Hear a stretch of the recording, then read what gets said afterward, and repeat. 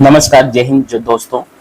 आज हम बात करेंगे चौहान वंश के बारे में और चौहान वंश का स्टार्टिंग चैप्टर आज स्टार्ट करने वाले हैं।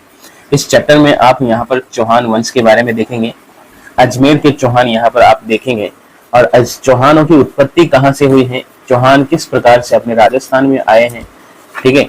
यहाँ पर इसके बारे में शुरू से अंत तक हम देखने वाले हैं।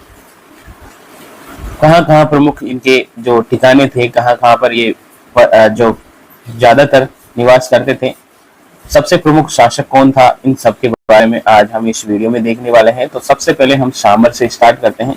शाकंभरी चौहान, शाकंभरी चौहान के बारे में देखते हैं, क्योंकि मूल स्थान जो है वह चौहान वंश का यही है, सांबर, ठीक है। तो पहला पॉइंट आप देखिए, चौहान यानी कि चौहान, चौहान या चाहमान, ठीक है। ये तीन नाम अपन पढ़ते हैं अपने इतिहास में। अब ये जो वर्ड है आए हैं, ये अलग अलग बुकों में अलग अलग नाम से, अलग अलग वंश से, अलग अलग प्रथाओं से बोले जाते हैं, ठीक है। तो इन नामों को याद ना रखे, बस ये याद रखे चौहान, ये चौहान ही है सब, ठीक है। लेकिन अलग अलग वंश से, अलग अलग जाति, अलग अलग क्षेत्र के आधार पर इनके नाम अलग अलग हो गए हैं। ये एक ही व्यक्ति, ठीक है। मूल जो स्थान है इनका, मूल स्थान पड़ता है जयपुर जिले में। जयपुर ग्रामीण जिला आता है पहले, अब जयपुर ही है, नया जिला जो बन गया है जयपुर, ठीक है। तो सांबर के निकट, सपाद लक्ष्य शाकंभरी के निकट यहाँ पर डीडवाना कुचामन जिला और अजमेर जिले में माना जाता है। तो मूल स्थान है इनका वो सांबर झील है। मूल स्थान क्या है, सांबर क्षेत्र है। और सांबर क्षेत्र हमें कहाँ पड़ता है, ये पड़ता है अपना जयपुर जिले में, ठीक है, जयपुर जिले में पड़ता है। और निकटतम जो क्षेत्र है इनका डीडवाना कुचामन और अजमेर जिला माना जाता है। मतलब एरिया है, जैसे कि इधर से ये क्षेत्र आ जाएगा, इधर सांबर आ जाएगा, नीचे जो नागौर आ जाएगा, इधर डीडवाना कुचामन आ जाएगा और नीचे अजमेर आ जाएगा, ठीक है। इस प्रकार से क्या है, ये क्षेत्र है सांबर। और यहीं पर जो निवास करते हैं वो चौहान माने जाते हैं। और चौहानों की जो राजधानी है, चौहानों की मूल जो राजधानी है वो है अहिच्छत्रपुर, ठीक है। क्या है, अहिच्छत्रपुर। अहिच्छत्रपुर कहाँ पड़ता है, वर्तमान में नागौर क्षेत्र में आता है, ठीक है। नागौर जिले में एक स्थान है अहिच्छत्रपुर, जो प्राचीन काल में ये सांबर का क्या कहलाता था, प्रारंभिक राजधानी कहलाता था। नेक्स्ट बात करें, इस वंश के संस्थापक वासुदेव को माना जाता है। वासुदेव प्रथम इस वंश के संस्थापक माने जाते हैं। और वासुदेव प्रथम जो 551 ईस्वी में प्रथम शासक बने थे, ठीक है। इसलिए इस जो चौहान वंश का मूल पुरुष बोले, आदि पुरुष बोले, ठीक है, संस्थापक बोले, वो सब क्या है, वासुदेव प्रथम है, ठीक है। वासुदेव प्रथम है। और इसकी जानकारी अपन को बिजुलिया शिलालेख के अनुसार वासुदेव प्रथम ने सांबर झील का निर्माण करवाया था, उसका रख रखाव बंदोबस्त, ठीक है। तो सांबर झील का निर्माण भी किसने कराया है, वासुदेव प्रथम के द्वारा करवाया गया। ये वीडियो एग्जाम जो पिछला एग्जाम था उसमें पूछा गया था, ग्राम विकास अधिकारी के एग्जाम में ये क्वेश्चन आया हुआ था कि सांबर झील का निर्माण किसके द्वारा करवाया गया था। तो वासुदेव प्रथम के द्वारा करवाया गया था, ठीक है, याद रखना है, वासुदेव प्रथम के द्वारा करवाया गया था, ठीक है। तो यहाँ तक आपको क्या नजर आया, यहाँ तक आपको आया नजर कि जो मूल स्थान है इनका वो है आपका सांबर। मूल स्थान क्या है इनका, सांबर है। और सांबर जो क्षेत्र पड़ता है वो कहाँ पर पड़ता है, जयपुर जिला और डीडवाना कुचामन अजमेर का निकटवर्ती क्षेत्र आता है। इसकी राजधानी क्या है, इसकी राजधानी अहिच्छत्रपुर है, ठीक है, इसकी राजधानी अहिच्छत्रपुर है। और इसका जो मूल पुरुष, आदि पुरुष कौन है, ये वासुदेव प्रथम है। वासुदेव प्रथम ही चौहान वंश का संस्थापक माना जाता है। सांबर झील का निर्माण भी किसने करवाया है, वासुदेव प्रथम के द्वारा करवाया गया है। आगे देखते हैं, वासुदेव प्रथम के पश्चात यहाँ पर बहुत सारी शासक हुए, जैसे कि सामंत राज, वागतिराज, सिद्धराज, विग्रहराज द्वितीय, ये सांबर के अन्य शासक माने जाते हैं। आइए चौहान वंश का प्रतापी शासक की बात करें कि सबसे प्रथम प्रतापी शासक कौन था, तो वो था विग्रहराज द्वितीय। ये 965 में सपाद लक्ष्य यानी सांबर के शासक बने थे, ठीक है। ये सपाद लक्ष्य सांबर के शासक बने थे। तो विग्रहराज द्वितीय यहाँ पर आ जाता है प्रतापी शासक। अब देखते हैं अजमेर का चौहान। अजमेर में यहाँ पर देखेंगे, मुख्य बात अजमेर में देखिए, अजमेर का जो चौहान वंश का प्रारंभ है वो 6ठी से 11वीं शताब्दी के मध्य माना जाता है दोस्तों, ठीक है, 6ठी से 11वीं के मध्य माना जाता है। कमोवेश प्रतिहारों के प्रमुख प्रभाव यहाँ पर देखने को मिले थे। अधिराज चौहान है जो कि बहुत ही ज्यादा इंपॉर्टेंट लाइन है। और 1112 में अजमेरू, अजमेरू यानी कि अजमेर ही है, अजमेरू प्राचीन नाम, अजमेरू, अजमेरू नगर और अजमेरू दुर्ग, यहाँ पर अजमेरू नगर और अजमेरू दुर्ग की स्थापना करके राजधानी बनाया था। तो क्वेश्चन आ जाए कि अजमेर शहर किसने बसाया था, तो आपका आंसर हो जाएगा अजिराज चौहान ने 1112 में। अजमेर दुर्ग किसने बनाया था, तो ये भी आंसर हो जाएगा अजिराज चौहान। ठीक है, उसके बाद देखिए आना जी है, अर्णोराज है उर्फ आना जी, 1133 ईस्वी से 1155 ईस्वी में आना सागर झील और पुष्कर झील में वराह मंदिर का निर्माण कराया। आना सागर झील का निर्माण किसने करवाया, आना जी ने करवाया। और पुष्कर झील में वराह मंदिर का निर्माण किसने कराया, ये भी आना जी ने करवाया। ठीक है, तो ये बात भी आपको ध्यान रखनी है अजमेर के शासक के संबंध में। अगली बात करते हैं विग्रह राज चतुर्थ के बारे में, जो कि बहुत ही इंपॉर्टेंट है और परीक्षा में बहुत बार क्वेश्चन पूछे जाते हैं विग्रह राज चतुर्थ से। मुख्य क्वेश्चन यहाँ पर है विशल देव, जो विशल जिनका जो मूल नाम था वो विशल देव था दोस्तों। ठीक है, तो विशल देव का जो शासन है वो चौहान वंश का क्या कहलाता है, स्वर्णकाल कहलाता है, स्वर्णकाल कहलाता है। विग्रह राज चतुर्थ ने तोमरों को पराजित किया, सबसे पहले क्या कराया इन्होंने, तोमरों को पराजित किया, दिल्ली पर अधिकार किया। तो दिल्ली पर शासन करने वाले ये प्रथम शासक थे चौहान वंश के। इन्होंने एक ग्रंथ लिखा हरिकेली, हरिकेली नामक एक ग्रंथ लिखा, क्योंकि ये एक लेखक भी थे एक तरह से। ठीक है, इन्होंने एक नाटक लिखा हरिकेली, और उनके दरबारी कवि एक सोमदेव था, उसने भी एक नाटक लिखा ललित विग्रह, ललित विग्रह नाटक लिखा। ठीक है, हरिकेली की 2 पंक्तियां हैं यहाँ पर, हरिकेली की कुछ पंक्तियां यहाँ पर हैं और कुछ पंक्तियां ब्रिस्टल में हरि राजा राम मोहन राय के स्मारक पर बनी है। ठीक है, इन्होंने इनके समय एक नरपति नाल है जिसने बीसल देव रासो लिखा है, बीसल देव रासो लिखा है। ये विद्वानों के आश्रय दाता कहलाते थे, इस कारण से इन्हें कवि बांधव के नाम से उपाधि धारण की है। इनकी क्या उपाधि है, कवि बांधव। कवि बांधव किसी कहा जाता है, अभी हाल ही में जो एग्जाम हुआ था पार्टिसिपेंट ग्रेड का, उसमें ये क्वेश्चन आया हुआ था, कवि बांधव की उपाधि किसके द्वारा ग्रहण की गई थी, विग्रह राज चतुर्थ के द्वारा। तो याद रखना है। ठीक है, तो यहाँ पर क्या बातें याद रखना है आपको, एक तो चौहान वंश का स्वर्ण काल किसके काल को माना जाता है, विग्रह राज चतुर्थ है।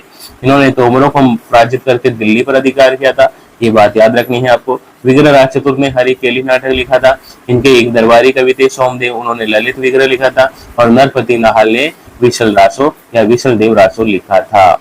ये क्या थे, आश्रयदाता थे कवियों के, कवि विद्वानों के आश्रयदाता, इसलिए इन्होंने उपाधि धारण की, कवि बांधव की उपाधि धारण की। ठीक है, विग्रह राज चतुर्थ ने ये कि यहाँ पर अजमेर में क्या करा था, पाठशाला बनवाई थी, संस्कृत पाठशाला, जिसे कुतुबुद्दीन ऐबक ने तोड़वा दिया था, कुतुबुद्दीन ऐबक ने तोड़वा दिया था, और वहां पर 2.5 दिन का झोपड़ा मस्जिद बनवा दी थी। ठीक है, जिस यहाँ पर पंजाब शाह का उर्स बढ़ता है, तो पंजाब शाह का उर्स बढ़ता है। तो ये बातें आपको विग्रह राज चतुर्थ के संबंध में याद रखनी है, सारी की सारी एक एक लाइन क्या है, बहुत ही इंपॉर्टेंट है, हर बार क्वेश्चन पूछा जा चुका है, हर लाइन में से क्वेश्चन आया हुआ है।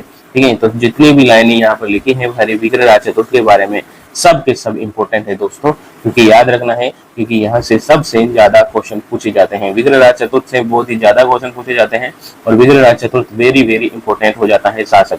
ठीक है, वापस से रिवाइज कर देते हैं कि यहाँ का जो स्वर्ण काल माना जाता है चौहान वंश का, वो विग्रह राज चतुर्थ होता है। इनका जो मूल नाम होता है विशल देव है। इन्होंने ये तोमरों को पराजित करके दिल्ली पर अधिकार किया है। इन्होंने खुद ने एक हरिकेली नाटक लिखा। अब हरिकेली में क्या है, आधा जो भाग है, आधा भाग है जो दाइदुल का झोपड़ा है दाइदुल का झोपड़ा है, उस पर लिखा है, आधा भाग या ब्रिस्टल राजा राम मोहन राय है उनके स्मारक पर लिखा है। ठीक है, तो ये याद रखना है। हरिकेली किसने लिखा है, विग्रह राज चतुर्थ ने। सोमदेव ने कौन सा ग्रंथ लिखा है, ललित विग्रह लिखा है। विशल रासो किसने लिखा है, विशल देव रासो नरपति नाहल ने लिखा है। तो 3 नाम यहाँ पर कवियों के हैं, और तीनों पूछे गए हैं हर बार अलग अलग एग्जाम में, और वे यहाँ पर कवि बांधव की उपाधि भी धारण करी है, क्योंकि ये विद्वानों के आश्रयदाता हैं। इन्होंने एक संस्कृत पाठशाला बनवाई थी, जिसे बाद में कुतुबुद्दीन ऐबक ने 1192 में तोड़वा दी थी, और वहां पर 2.5 दिन का झोपड़ा बनवा दिया था, जहां पर पंजाब शाह का उर्स बढ़ता है, 2.5 दिन का उर्स बढ़ता है। ये बात आपको ध्यान रखनी है। अगली बात करते हैं पृथ्वीराज चौहान के बारे में। पृथ्वीराज चौहान भी वेरी वेरी वेरी इंपॉर्टेंट माना जाता है टॉपिक। ठीक है, तो मोस्ट इंपोर्टेंट है टॉपिक। आगे देखते हैं क्या बात है इसमें। पृथ्वीराज चौहान ने अपने पिता सोमेश्वर की मृत्यु के बाद 1177-78 में इन्होंने क्या कर दिया था, माता कर्पूरी देवी के संरक्षण में 11 वर्ष की आयु में गद्दी संभाली थी, यानी कि शासक बन गए थे। ये हाल ही में एग्जाम में पूछे गए हैं, कनिष्क अभियंता एग्जाम में आया हुआ क्वेश्चन है। ठीक है, तो 1177-78 में माता जो कर्पूरी थी उनके संरक्षण में 11 वर्ष की आयु में इन्होंने शासन संभाल लिया था। तराइन का युद्ध हुआ था 1193 में। पहला युद्ध हुआ था 1193 में, दूसरा युद्ध हुआ था 1192 में। ठीक है, तो पृथ्वीराज चौहान, तराइन के प्रथम युद्ध में पृथ्वीराज चौहान और मोहम्मद गोरी के बीच में युद्ध हुआ था। ठीक है, मोहम्मद गोरी यहाँ पर पराजित हो गए थे। तराइन का जो द्वितीय युद्ध हुआ 1192 में, वहां पर पृथ्वीराज चौहान क्या हुए, विजित हो गए। पृथ्वीराज चौहान विजित हो गए और यहाँ पर जो कन्नौज के राजा जयचंद गढ़वाल हैं उनकी पुत्री का हरण भी कर दिया था और उन्हें हरण विवाह कर लिया था। ठीक है, क्या हुआ था, पृथ्वीराज चौहान थे जो कन्नौज के राजा जयचंद की पुत्री से प्रेम करते थे और जयचंद जी की पुत्री संयोगिता भी क्या करती थी, पृथ्वीराज चौहान से प्रेम करती थी। ठीक है, तो ये इतिहास में आता है कि जब कन्नौज के राजा जयचंद ने क्या करा था, स्वयंवर आयोजित किया था अपनी पुत्री के विवाह के लिए, तो पृथ्वीराज चौहान को नहीं बुलाया था। इस कारण से पृथ्वीराज चौहान ने, ठीक है, अपना अपमान समझा और उनकी पुत्री का हरण करके उनके साथ विवाह कर लिया था। इस कारण से यहाँ पर संयोगिता को हरण करके ले गए थे। और उसके बाद जब जयचंद गढ़वाल ने अपने क्रोध में आकर, जयचंद गढ़वाल ने नाराज होकर जो थे मोहम्मद गोरी उसके साथ हाथ मिला लिया था। ठीक है, हाथ मिलाने के पश्चात जब मोहम्मद गोरी यहाँ पर हाथ मिला लिया और उसके बाद तराइन का युद्ध हुआ और तराइन के युद्ध में उनकी जो गुप्त बातें थी वो मोहम्मद गोरी को पता चल गई। इस कारण से पृथ्वीराज चौहान इसमें हारे थे, पराजित हुए थे द्वितीय युद्ध में। तो वापस देख लीजिए, पृथ्वीराज तरफते हैं कन्नौज के राजा जयचंद गढ़वाल की पुत्री संयोगिता का हरण विवाह किया। इससे नाराज होकर जयचंद ने तराइन के द्वितीय युद्ध में मोहम्मद गोरी का साथ दिया। तराइन के द्वितीय युद्ध में विजय के पश्चात मोहम्मद गोरी दिल्ली के शासक कार्यवाल कुतुबुद्दीन के ऐबक को सौंप कर चले गए। सेनापति कुतुबुद्दीन ऐबक को सौंप के चले गए। पृथ्वीराज चौहान के दरबारी कवि मित्र चंद्रबरदाय, पृथ्वीराज रासो और जयानक ने पृथ्वीराज विजय ग्रंथ लिखे। ठीक है, तो इनके दरबारी कवि थे चंद्रबरदाय, इनके पृथ्वीराज तरते के ही मित्र थे, सखा थे ये। इन्होंने क्या करा, यहाँ पर एक ग्रंथ लिखा पृथ्वीराज विजय, जिसमें पृथ्वीराज चौहान के विजय के बारे में लिखा है, पृथ्वीराज चौहान के संपूर्ण इतिहास के बारे में लिखा है। एक आता है जयानक, जिन्होंने पृथ्वीराज विजय लिखा है। ठीक है, ये भी इंपोर्टेंट है। पृथ्वीराज विजय जो लिखा है, विद्यापति, गौड़, वागीश्वर, जनार्दन, विश्व रूप, इन सब से विख्यात माने जाते हैं जो पृथ्वीराज चौहान है। सूफी संत जो ख्वाजा मोइनुद्दीन चिश्ती थे वो भी पृथ्वीराज चौहान के शासन काल में ही यहाँ पर भारत में आते हैं। मोहम्मद गोरी की सेना के साथ में ये आते हैं। ठीक है, और अजमेर में ही बस जाते हैं, अजमेर में ही क्या हो जाते हैं, बस जाते हैं। आगे देखते हैं, अगले पायदान की तरफ चलते हैं और आ जाता है अपना रणथंबोर का चौहान। रणथंबोर का चौहान भी हम पढ़ लेते हैं। ठीक है, तो रणथंबोर का चौहान आ जाता है। रणथंबोर सवाई माधोपुर जिले में पड़ता है। चौहान वंश की स्थापना, पृथ्वीराज चौहान वंश की जो स्थापना है अजमेर में, वो गोविंद राज, यानी कि जो पृथ्वीराज चौहान का पुत्र है गोविंद राज, उनके द्वारा की गई है। ये एग्जाम में पूछे गए पेपर में है, वन रक्षक में आया है, सेकंड ग्रेड एग्जाम में भी आया हुआ है। इसके पश्चात वल्लदेव वाघभट्ट नामक चौहान राजा बनते हैं। ठीक है, तो पहला जो शासक है यहाँ पर, मुख्य बात क्या है, मुख्य बात यही है कि रणथंबोर में चौहान वंश की स्थापना किसने करी है, गोविंद राज ने करी है। ठीक है, तो मुख्य बात यही, गोविंद राज ने ही यहाँ पर रणथंबोर में चौहान वंश की स्थापना की है। उसके बाद मुख्य जो शासक आ जाता है हमीरदेव चौहान, उसको हम पढ़ लेते हैं। मुख्य जो शासक है हमीरदेव चौहान, उसका जो शासन काल रहता है 1282 से 1301 होता है, 1282 से 1301 होता है। और इसमें देखिए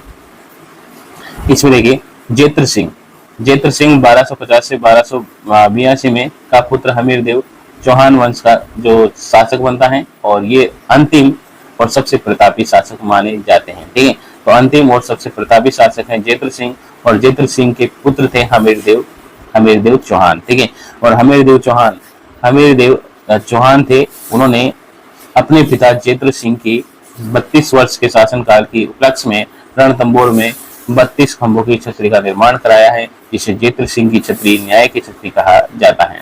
ठीक है, तो क्वेश्चन आ जाए कि सबसे प्रतापी जो शासक थे, सबसे अंतिम प्रतापी शासक या तो कौन थे, वो जेत्र सिंह थे। और जेत्र सिंह की स्मृति में जो 32 खंभों की छतरी का निर्माण किसने कराया है, तो वो आ जाता है आपका हमीरदेव चौहान। हमीरदेव चौहान है, जेत्र सिंह की छतरी भी कहते हैं उसको, और न्याय की छतरी भी कहा जाता है। अगली बात देखिए, रणथंबोर दुर्ग पर 1291-1292 में जलालुद्दीन खिलजी ने आक्रमण किया था, लेकिन वो असफल नहीं हुआ था। ठीक है, असफल नहीं हुआ था। जब वो असफल नहीं हुआ तो उन्होंने एक ये वाक्य यहाँ पर बोला था, क्या बोला था कि मुसलमान के एक सिर के ऊपर ऐसे सैकड़े कुर्बान, ठीक है, ऐसा कुछ उन्होंने कहकर चले गए थे। अपनी हट और शरणागत की रक्षा के प्रसिद्ध हमीरदेव ने उक्ति तिरिया तेल हमीर हट चढ़े न दूजी बार, ठीक है, ये वाक्य इनके बारे में कहा जाता है हमीरदेव चौहान के, क्योंकि वो बहुत ही हठी राजा थे, जो एक बार ठान लिया वो करके ही दिखाते थे।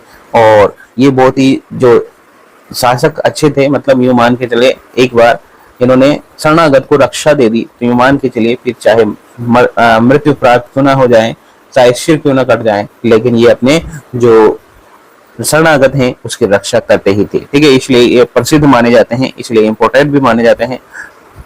आगे देखिए, अपनी हट और शरणागत की रक्षा है तो प्रसिद्ध हमीरदेव चौहान के द्वारा अलाउद्दीन मंगोल सेनापति मोहम्मद शाह को शरण देने के कारण अलाउद्दीन खिलजी ने स्वयं 1301 में रणथंबोर पर आक्रमण किया। इससे पूर्व 1299 में अलाउद्दीन खिलजी के सेनापति उगलू खां और नुसरत खां के नेतृत्व में हमीरदेव चौहान के सेना नायकों के मध्य युद्ध हुआ, ठीक है। उसके बाद 1301 में भीषण युद्ध हुआ। हमीरदेव चौहान का सेनापति रणमल और रतिपाल ने विश्वासघात कर दिया था, ठीक है। यहाँ पर देखिए किसने किया था विश्वासघात, रणमल और रतिपाल ने यहाँ पर विश्वासघात कर दिया था, जिस कारण से 1301 यहाँ पर युद्ध होता है और रणथंबोर और अलाउद्दीन खिलजी के बीच में युद्ध होता है। 11 जुलाई को अमीर सहित राजपूत वीरों ने केसरिया करते हुए वीर गति को प्राप्त हुए। अमीर की रानी रंगा देवी ने यहाँ पर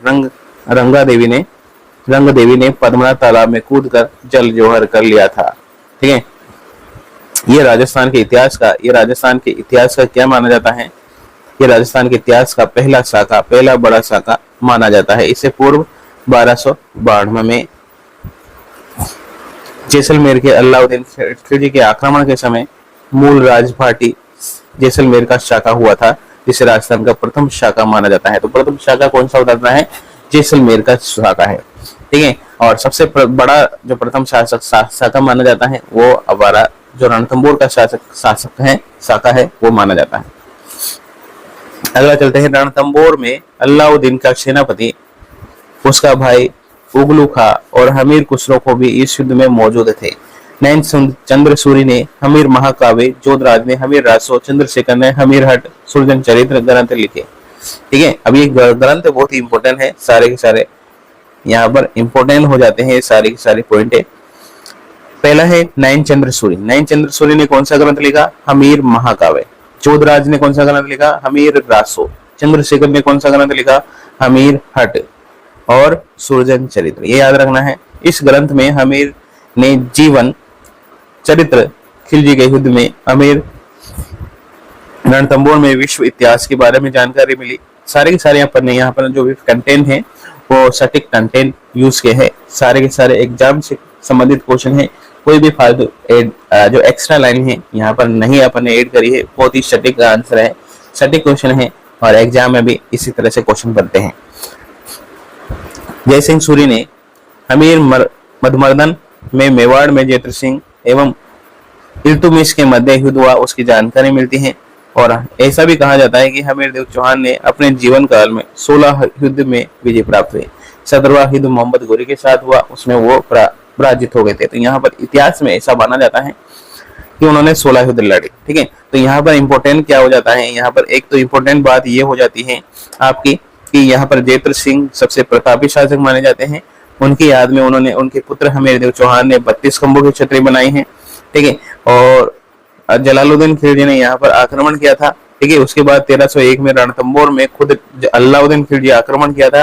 और अलाउद्दीन खिलजी ने आक्रमण क्यों किया था, क्योंकि एक उसका जो मोहम्मद शाह था, एक जो मंगोल शाह सेनापति था अलाउद्दीन खिलजी की सेना में, उसने क्या करा था, विश्वासघात करके ये हमीरदेव चौहान की शरण में आ गया था। तो हमीरदेव चौहान ने उनको शरण दे दी, इस कारण से अलाउद्दीन खिलजी ने आक्रमण किया था, ठीक है। और यहाँ पर जो प्रमुख सेनापति थे इनके अलाउद्दीन खिलजी के नुसरत खां और उगलू खां थे, ठीक है। और इनके बीच में जो युद्ध हुआ, यहाँ पर विश्वासघात किसने किया था, रणमल और रतिपाल ने विश्वासघात किया था हमीरदेव चौहान के साथ में, ठीक है।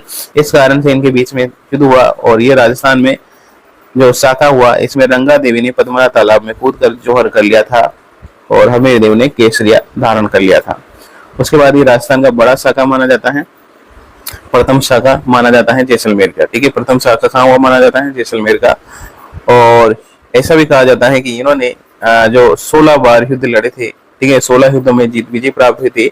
और ये प्रमुख जो यहाँ पर साहित्यकार है, इनके नाम याद रखने हैं। हमीर महाकाव्य नयनचंद्र सूरी का है, हमीर रासो जोधराजा का है, हमीर हट और सुरजन चरित ये चंद्रशेखर का है। ठीक है, ये ग्रंथ आपको याद रखने हैं, वेरी वेरी इंपोर्टेंट हो जाता है। तो आज हमने क्या सीखा? यहाँ पर रणथंभौर के इतिहास के बारे में सीखा और अजमेर के चौहान के इतिहास के बारे में सीखा। तो वीडियो दोस्तों आपको अच्छा लगा होगा, और अच्छा लगा है तो लाइक और शेयर बनाना है। चैनल अभी तक सब्सक्राइब नहीं कर रखा हो तो सब्सक्राइब कर लो दोस्तों, ताकि जो कंटेंट है आप तक प्रोवाइड कर सकें। और ये आपको अगर पीडीएफ चाहिए तो कमेंट सेक्शन पर जरूर लिखें, आपको पीडीएफ अवेलेबल हो जाए।